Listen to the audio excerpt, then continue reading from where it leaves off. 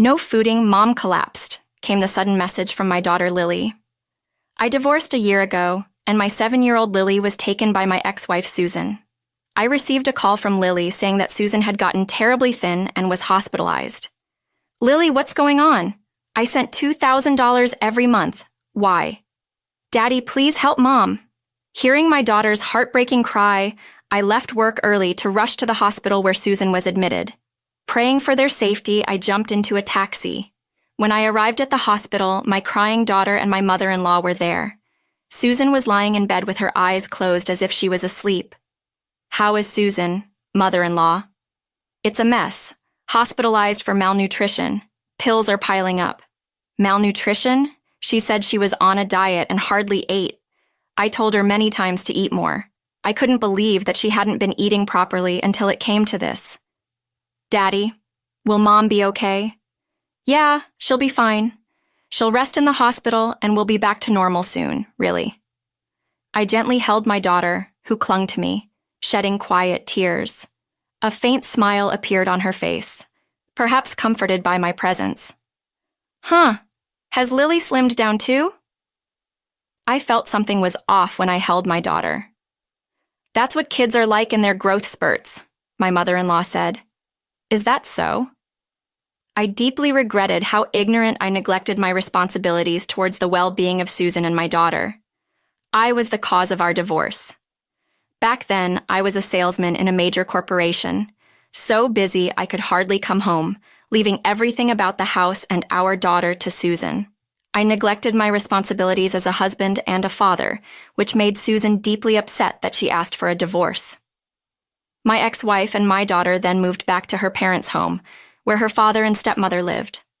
They got married late in life, saying it's fearsome and lonely to be alone in old age. Susan said she was worried about being a burden by returning with her child, but to my relief, her parents welcomed her warmly. Being too focused on work, out of my own will, I sent them $2,000 every month, hoping they live a comfortable life. Being too focused on work, I was the reason for our divorce.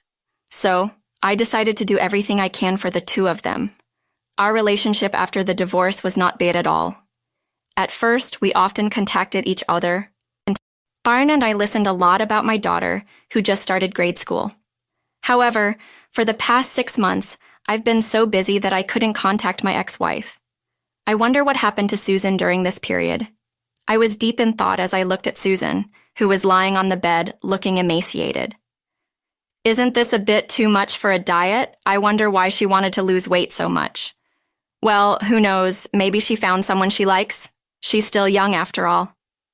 James, you can go home. I'll take care of Susan. I understand. I'll head home for today, mother-in-law. It must be hard staying with her. How about you, Lily? Come to my place. I want to go. Really? I want to go? As my daughter happily squeezed my hand, my mother-in-law immediately responded, I'll take care of Lily here. You're busy with work, James, and Lily needs to go to school. But Lily says she wants to go. I can drop her off and pick her up from school. You're busy with work, and it's difficult for you to take care of her. Plus, you don't even have custody over her. Her reasoning made me at a loss for words. I see. In that case, when she wakes up, could you ask Susan if she'll let me take care of Lily while she's hospitalized? Regardless of what you say, she's still my daughter. Saying I'm sorry to my disappointed-looking daughter, I bowed to my mother-in-law and left the room. Looking back, I regretted not insisting on taking her home right then. Several days had passed since Susan was hospitalized.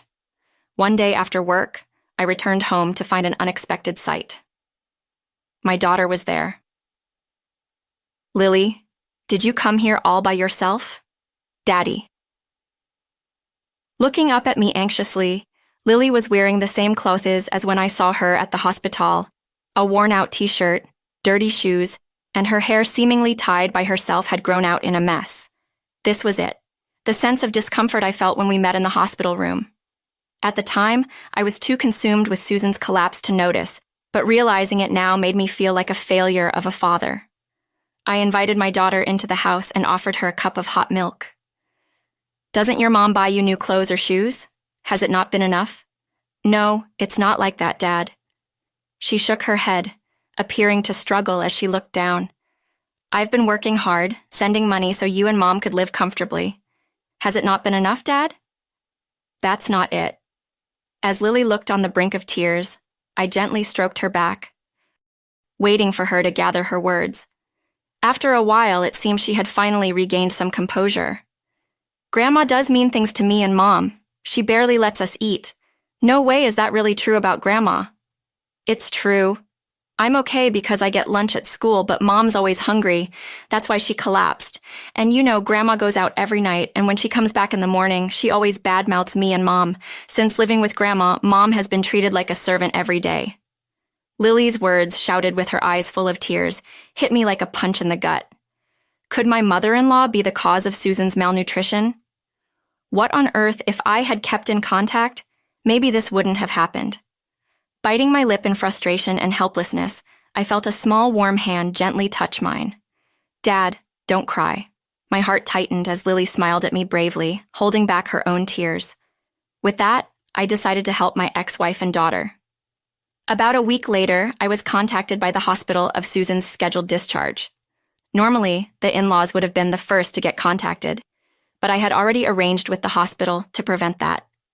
I had grown suspicious towards my mother-in-law since she would always prevent me from seeing Susan and barely let me talk to her on my daily visitations. Moreover, she would constantly call me, even when I had informed that Lily was staying with me. And hearing Lily's stories made me convinced that something was off with my mother-in-law. So, I decided to take Susan directly to my house on the day of her discharge without letting my mother-in-law know. When Lily and Eve's frustration poured out on Susan and Lily when she was out of money, she was out of money. My father-in-law is a quiet man who couldn't stand up to my mother-in-law, so he turned a blind eye to it. He didn't offer any help, and Susan just had to endure it. But I let Lily suffer. I'm a terrible mother, aren't I? That's not true. The one at fault is entirely my mother-in-law, I said. I see, thank you. With that, tears quietly ran down her cheeks. A few days later, I waited for the day my mother-in-law was out and headed to my in-laws' house.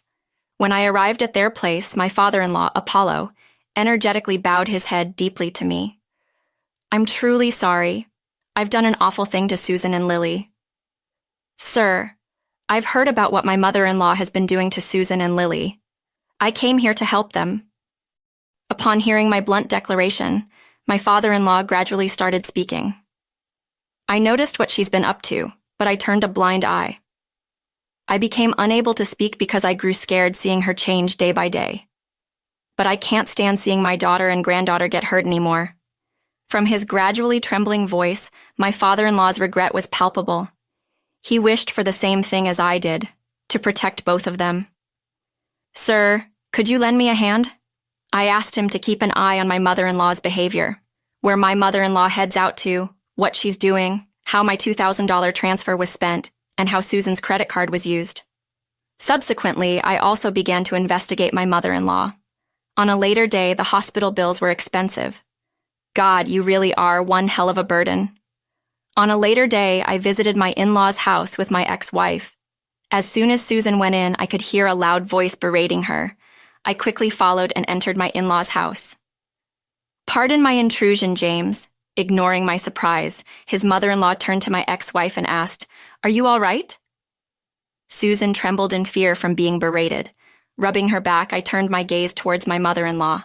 My mother-in-law froze for a moment, then hastily said, "Oh, welcome. What brings you here so unexpectedly?" "I just dropped off little Lily at school.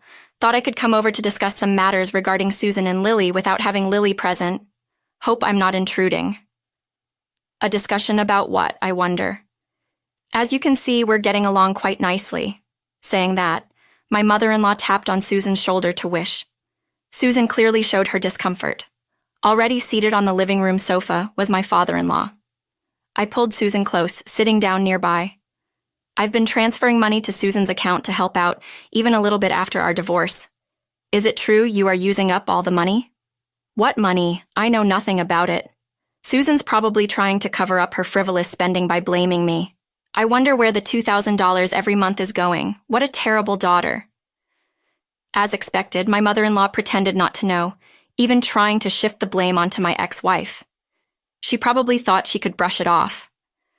But I exchanged a glance with my father-in-law, who quietly nodded. And from here, the reprisal begins. That's odd.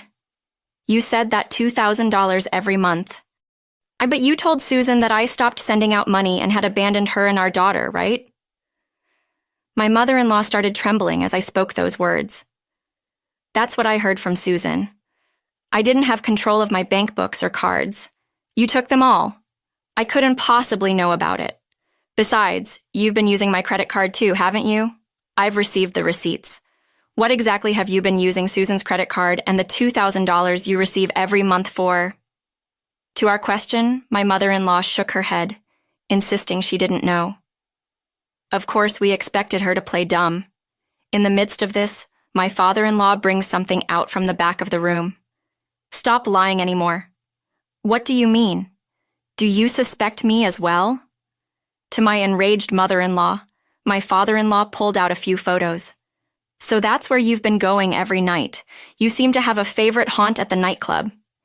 It appears you've been having a grand time using James's money and Susan's credit card. How did you... My father-in-law and I looked into everything. Although we only had to follow you around since you were so careless, we figured out everything without much deep investigation. What's wrong with using my daughter's money? I should be allowed that much. Furthermore, it seems that wasn't enough money for you.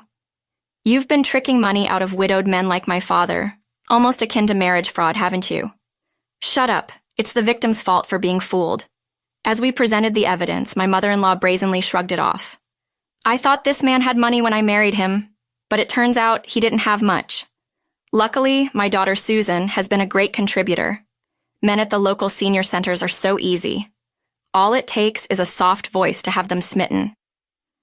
Now, hearing this, my father-in-law's jaw dropped to the ground. Susan and I were at a loss for words. We're calling the police. No, anything but that. At the mention of the police, my mother-in-law turned pale, but I went ahead and called them. Why would you call the police? This isn't looking good for me. So, you're aware that what you've done is wrong? Just don't call the cops. I apologize for everything. Forgive me. Judging from her attitude, it seemed like she'd done this before. Don't worry. We'll have the police conduct a thorough investigation. My mother-in-law gave me a gentle smile. Pale-faced and shaking, she was taken away by the police officers who arrived shortly after. When it was all over, it felt like a weight had been lifted off our shoulders, and yet, I gave Susan a warm smile. Then, with tears in her eyes, she gave me a gentle smile in return. Apparently, my mother-in-law was arrested on charges of marriage fraud, and it seems like several people are demanding her to repay their money. Naturally, my father-in-law divorced my mother-in-law. Furthermore, he sued her for the emotional distress inflicted on her family from her harassment. Susan also claimed $50,000 in damages for the misuse of her credit card. Of course, I'm also demanding her to return all the money I transferred. My mother-in-law, who is now behind bars, doesn't seem to have an easy life waiting for her. As for me, afterwards, Susan, please marry me again.